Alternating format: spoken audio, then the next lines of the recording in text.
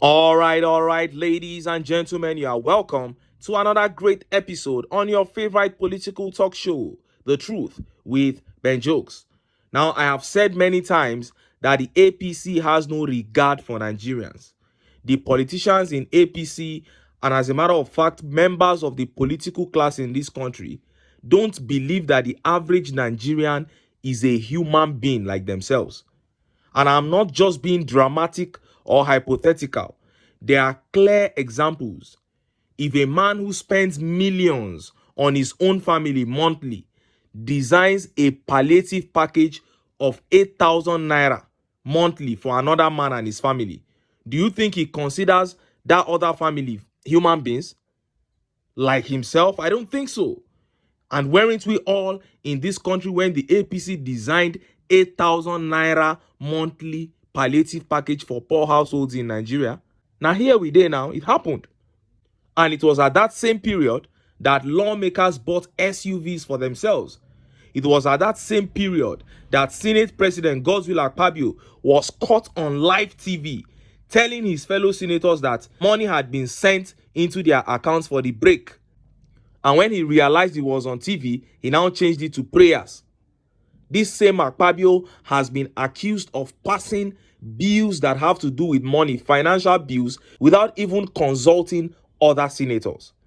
And after presiding over a 3.7 trillion naira padding of the 2024 budget, Akpabio has turned around to tell Nigerians that they should be patient. He said they should be patient with this government, that it is a EMEFIELI that spoiled the past administration, and that is why they are suffering. And of course, he must think that Nigerians are brainless people to take this kind of excuse from him. But Nigerians were not having it. They came down heavily on him. Before I show you how he said it and how Nigerians reacted, let me quickly show you this shocking update. A senator representing Kano Central donated burial materials to the people of his constituency as constituency project. Look at how the papers reported it. Knox kudos as Kano senator donates clay pots, burial materials to constituents. Senator Rufai Hanga, representing Kano Central Senatorial District, donated 5,000 pieces of white fabric and clay pots to his constituents. The donation is reportedly intended to help with the burial process of their loved ones in response to the frequent request for burial assistance from constituents. Premium Times reports that Dawood Awal, one of Hanga's social media aides, announced the donations on Facebook. However, Punch Online was unable to locate the specific post. Awal reportedly wrote, "We are used to these frequent requests from people soliciting money to buy white clothes and clay pots. Some have requested vehicles for transporting the dead." The senator, whose district covers 15 local government areas, is an accountant who has been representing Kano Central since 2023 on the platform of New Nigeria People's Party. The senator's gesture is said to be in line with the traditional Muslim burial customs observed in the north. White fabric is traditionally used to wrap the deceased, followed by broken clay pots as the initial covering before burial in sand. While the donation has garnered positive reactions, it has also sparked some negative feedback on social media platforms. A pro-Hausa organization, which uses the handle @VoiceOfHausa, said, "This is a constituency project of Senator Rufai Sani Hanga, senator representing Kano Central. Instead of building hospitals, he distributed 5,000 pots and white clothes for the burial of the people of his senatorial district." And look at how Nigerians reacted. Look at some of the tweet reactions. This tweet by Dalhatu Waziri says, "Instead of bringing needed help for his people, he is busy preparing burials for them." I'm telling you, I was shocked when I saw this update. How can you buy burial materials and be distributing to people of your constituency? Has this madness gotten to this level? And this tweet here says, "The senator would have considered ways of improving life expectancy of his constituents rather than giving priority to burial rights. I hail you guys. Ha ha ha." And this tweet here says, "Meanwhile, all these misplaced priorities called APC will tell him to challenge His Excellency Peter Obi on the borehole water project. Imagine what a senator is donating to his constituency. Wickedness in disguise. I'm telling you.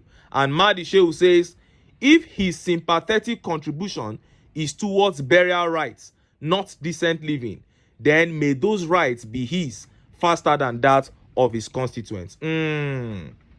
Now, let us look at that speech by Godswill Akpabio, blaming Godwin Emefiele for the current problems of Nigeria. Look at how the papers reported it. Akpabio begs for patience over economy, insists Emefiele left lean treasury. President of the Senate, Godswill Akpabio, has urged Nigerians to be patient with TINUBU as he labors to fix what he described as a foamy economy, left wobbling by the embattled former Central Bank of Nigeria governor, Godwin Emefiele, whom he alleged had left a very big hole in the national treasury.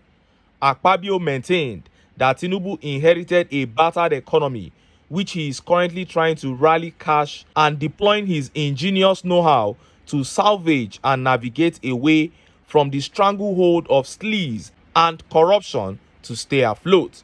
The Senate president made the plea at Ikot Ekpene Stadium over the weekend when his kinsmen from Akwa Ibom Northwest Senatorial District hosted him and his National Assembly colleagues in a reception since he became the president of the Senate last year. He recalled that his earlier remarks on Emefiele being the major culprit responsible for failure of the economy had drawn the ire of the ex-CBN boss, who took him to court, but maintained that I still stand my position despite the court case. Expressing optimism and confidence in the economy bouncing back stronger, Akpabio assured that TINUBU has the magic wand to retool the economy back on the trajectory of growth as he did as governor, under which Lagos became one of the most buoyant economies in Africa. And look at how Nigerians reacted. Look at some of the tweet reactions. This tweet here by King Ima says, lean treasury, you and your lots got prayer money, new renovated chamber, brand new SUVs, etc. Or he didn't leave enough for individual private jets, I guess. Rogue Senate president. I'm telling you, talking like a rogue. And this tweet by Prince Land says, is Emefiele the president of the last administration? Stop chasing shadows. Go after Buhari. That is how you know that they are not sincere. Buhari was the president, and you are saying that Emefiele was the one who left a lean treasury. So now the present problem of Nigeria can be put on Cardoso, right?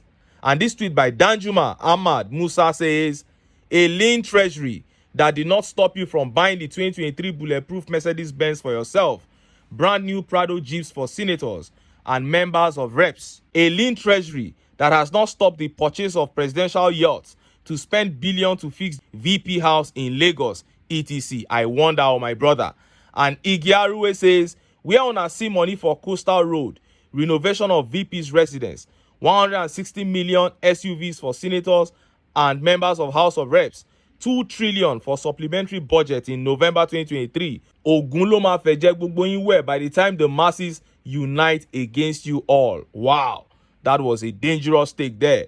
This guy was saying that by the time the masses unite against them, the God of thunder would visit them. And the great Ashiwaju here says, see this man, oh, you increase your own salary, living a good life, and you are here begging those that can't afford a good meal in a day. You can't die well. Chai!